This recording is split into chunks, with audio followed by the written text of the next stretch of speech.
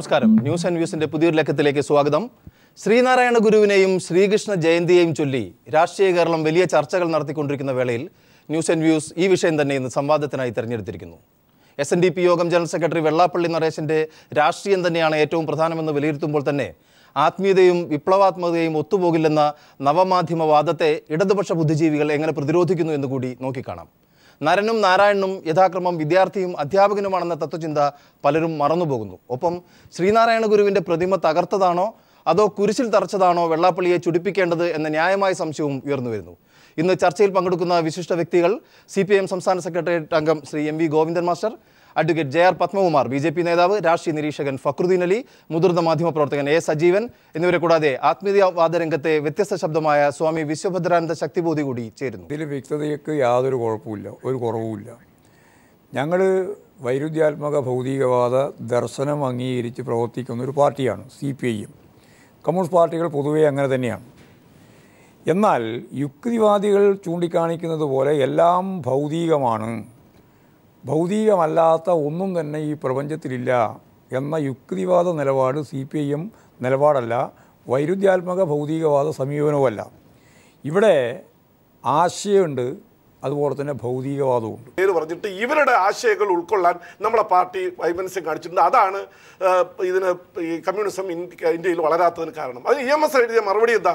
EMS പറഞ്ഞത് Achyuta Menon communist വീക്ഷണത്തിനും Marxist ദർശനത്തിനും ഒക്കെ എതിരായിട്ടാണ് ചിന്തിച്ചിരിക്കുന്ന ലേഖനം എഴുതി.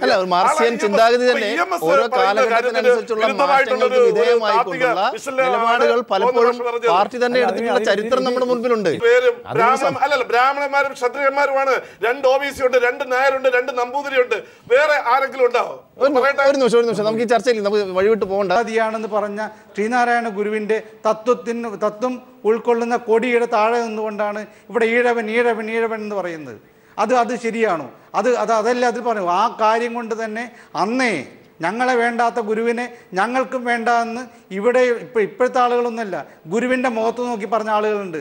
അന്നത്തെ SNDP യോഗത്തിൻ്റെ സാരഥികൾ. അതുണ്ടായില്ലേ? പിന്നെ മതസൗഹാർദ്ദത്തിന് വേണ്ടിയിട്ട് ലോകത്തിൽ രണ്ടാമത്തെ സമ്മേളനം നടത്തിയ, സർവ്വമത സമ്മേളനം നടത്തിയ ആളാണ് ശ്രീനാരായണ ഗുരു. അവിടെ വാദിക്കാനും ജയിക്കാനുമല്ല, അറിയാനും അറിയിക്കാനുമാണെന്ന് പറഞ്ഞിട്ട് സകല മതവും പഠിപ്പിക്കണമെന്ന്, എല്ലാ മതങ്ങളെയും സമബുദ്ധിയോടും സമഭക്തിയോടും കൂടി പഠിപ്പിക്കണമെന്ന് പറഞ്ഞു. രണ്ടും പറഞ്ഞോളൂ. സ്വാമി പറഞ്ഞത് സ്വാമി ശരിയല്ല അല്ലേ? അല്ലല്ല, അങ്ങനെ അല്ലല്ലോ. അദ്ദേഹത്തിന് പറയാം, അദ്ദേഹത്തിന് ഇപ്പോൾ ഈ കാവ്യൊക്കെ ധരിച്ചുകൊണ്ട് നടക്കാനുള്ള അവസരം ഉണ്ടാകുന്നത് തന്നെ ഈ സംഘപരിവാർ പ്രസ്ഥാനങ്ങൾ ശക്തമായി കേരളത്തിലുണ്ടാകുന്നത് നിങ്ങൾക്ക് അറിയാമല്ലോ.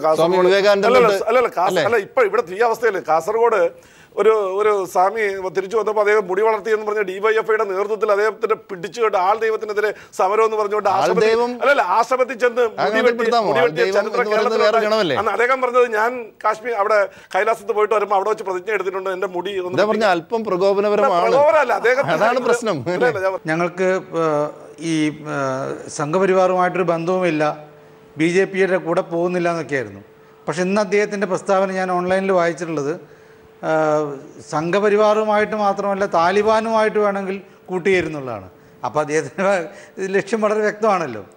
അദ്ദേഹത്തിന് എങ്ങനെയെങ്കിലും ഏതെങ്കിലും ഒരു പാളയത്തിൽ എത്തിക്കണം. രാഷ്ട്രീയമായ താല്പര്യങ്ങൾ അദ്ദേഹത്തിന് പലതും വന്നിട്ടുള്ള കാര്യം പല ഘട്ടങ്ങളിലായിട്ട് വന്നിട്ടുള്ള. അദ്ദേഹത്തിൻ്റെ തന്നെ ഒപ്പമുള്ള നേതാവായിട്ടുള്ള ശ്രീ വിദ്യാസാഗർ ഒരു പാർട്ടി രൂപീകരിച്ചു. ഇനി ആ പാർട്ടി തന്നെയാണ് വെള്ളാപ്പള്ളി മുന്നോട്ടേക്ക് കൊണ്ടുപോകുന്നത് നമുക്കറിയില്ല. എന്തായാലും രാഷ്ട്രീയ താല്പര്യം അദ്ദേഹത്തിൻ്റെ മനസ്സിലേക്ക് വന്നിരിക്കുന്നു. ഇപ്പോൾ സാമ്പത്തിക താല്പര്യങ്ങൾ ഏതാണ്ട് ഫുൾഫിൽ ചെയ്യപ്പെട്ടു, അത് ഏതാണ്ട് പൂർത്തീകരിക്കപ്പെട്ടു. അതിനപ്പുറത്തേക്കുള്ള താല്പര്യങ്ങളാണ്. ജനങ്ങളുമായിട്ട് ബന്ധപ്പെട്ട് പ്രവർത്തിക്കുന്ന ഏത് വ്യക്തിയും പ്രസ്ഥാനവും ജനങ്ങളെ അംഗീകരിക്കുന്നുണ്ടെങ്കിൽ ജനങ്ങളുടെ മനസ്സിലുള്ള വിശ്വാസം മുതലായ പല സ്വത്വബോധങ്ങളെയും അംഗീകരിക്കേണ്ടതുണ്ട്.